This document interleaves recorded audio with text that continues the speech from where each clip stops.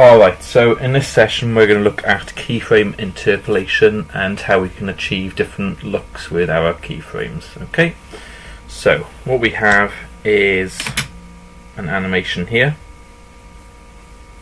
and you can see if we click this shape layer, you can see that the path is quite curved when it gets to the top and the bottom.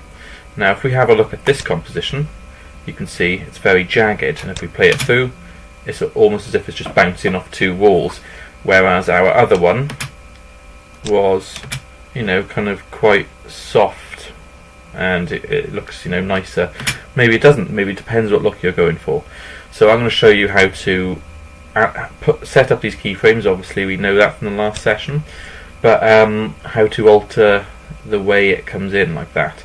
So let's first of all create a new composition. And 10 seconds long, HDTV 1080-25, that's fine, and yeah, click OK.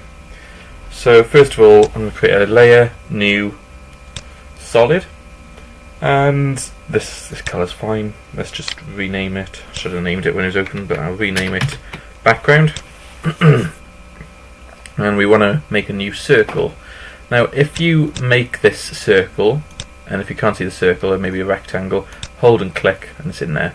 If you see this circle and you use it on the background layer, when the background layer is selected, it masks the background layer, so you can see mask there. So you don't want to do that. You want to make sure this background layer is not selected, and then you can make it. Now if I hold shift, it makes sure it's uniform, so it's not here, and then if I hold shift, it's uniform. Okay, so that's my circle. Now we've gone through how to keyframe position in the last one, but I'm just gonna do it in this one very quickly.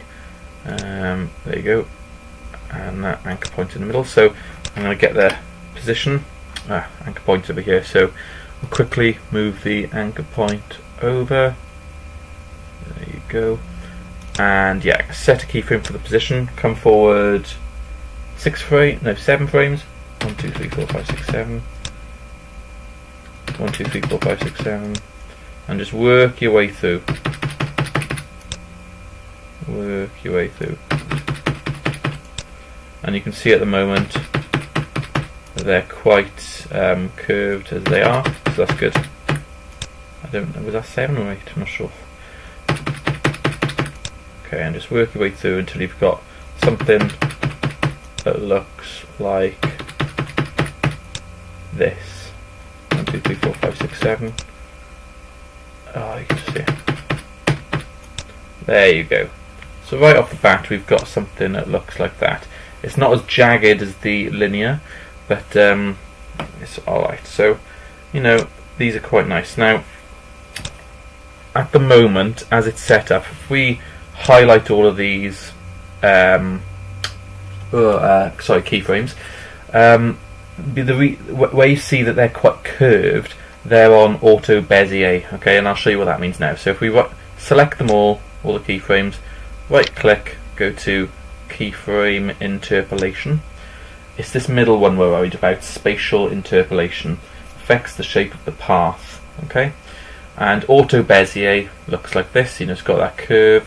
If we would change it to linear and click OK, you can see now they're sort of very pointy.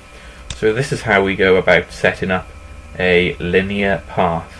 Okay, so let's rename this comp 1 to rename linear. Okay, and we've got Bezier 1 over here. Delete that. So yeah, we've got linear, and that's what this is. It's very A to B to C to D without sort of blending between the two. So what I'm going to do is ignore all the other compositions. It's just this one highlighted here that we want to view at the moment.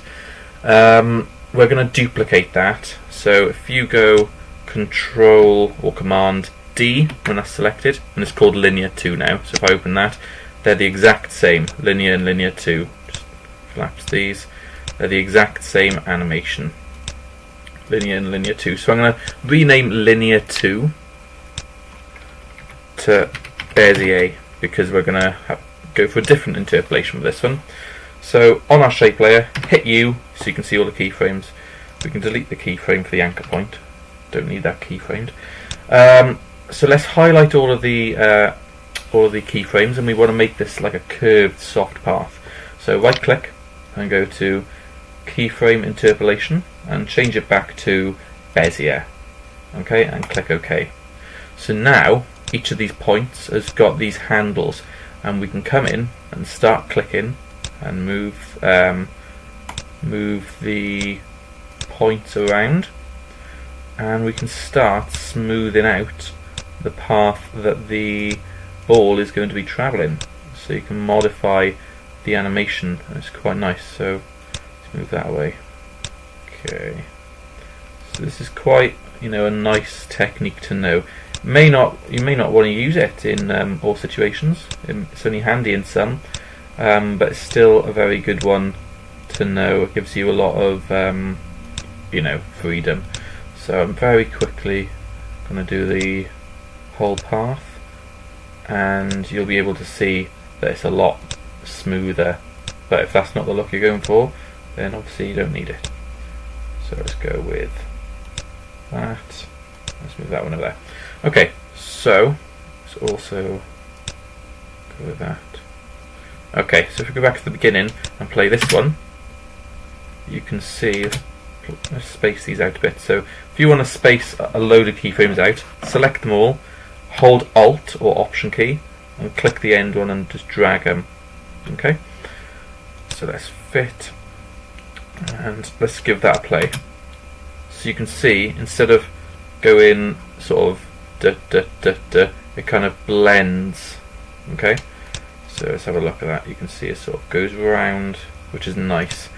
So that's Bezier interpolation, and this is linear interpolation. Okay, and it's just a lot more ragged. It's like a ball bouncing between two walls. So hopefully you can see the difference between these two. And yeah, so cheers for watching. It's a very short one, but yeah, cheers.